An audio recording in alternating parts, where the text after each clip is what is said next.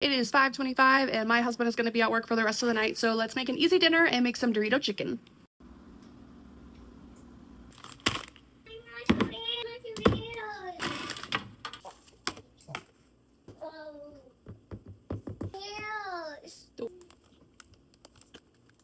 What's that?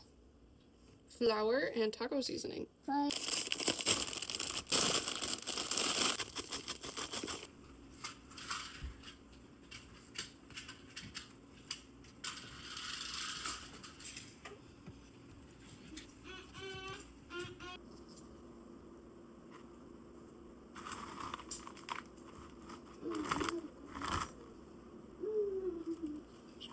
It's mine.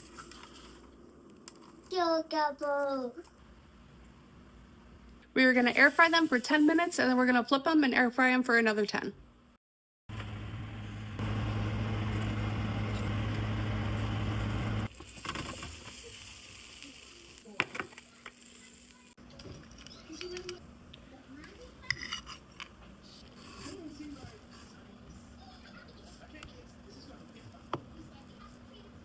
And there we go. I'm serving mine with some rice, some lettuce, tomato, and some Greek yogurt, or you can use sour cream.